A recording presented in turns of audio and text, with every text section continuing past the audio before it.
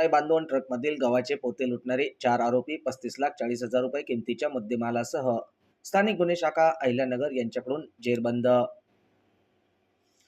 जगदीश चतुर्भुज माळी हे त्यांच्याकडील टाटा कंपनीच्या गाडीमध्ये मध्य प्रदेश राज्यातून गहू भरून सोलापूर या ठिकाणी घेऊन जाण्यासाठी निघाले असताना 27 जानेवारी रोजी रात्री 8:30 वाजण्याच्या सुमारास देहरे टोल नाक्याजवळ 4 तोंड बांधलेल्या इस्मांनी फिर्यादीच्या ताब्यातील गाडीमध्ये घुसून फिर्यादी आणि क्लिनर यांना चाकूने जीवे ठार मारण्याची धमकी देऊन त्यांचे हातपाय बांधून गाडीच्या केबिनमध्ये झोपविले आणि गाडीमधील 9,67,200 रुपये किमतीचे गव्हाचे 953 कट्टे आरोपींच्या ताब्यातील गाडीमध्ये भरून घेऊन गेले.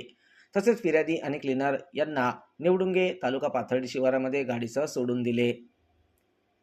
सदर घटनेमध्ये MIDC पोलीस ठाण्यात चोरीचा गुन्हा दाखल करण्यात आला.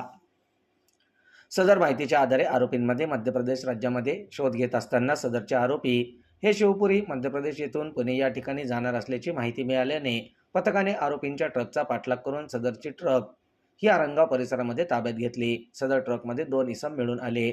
सदर इसमांनी त्यांचे नावगाव विचारले असता अर्जुन सिंग नारायण सिंग सरदार आणि सागर सिंग गुरजीत सिंग सरदार असे असल्याचे सांगितले. त्यांचा इतर साथीदार कल्ल्या शब्बीरा कोहिरी, रतिलाम मदनलाल कोहरी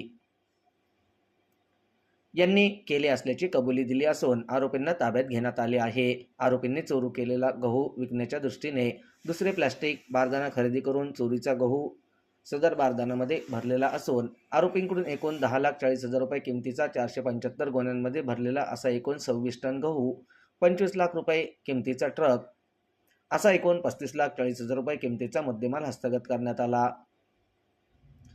सदरच्या आरोपींना पुढील तपासकामी MIDC पोलीस ठाण्यात मुद्देमालासह हजर करण्यात आले असून तपास MIDC पोलीस ठाणे करत आहेत.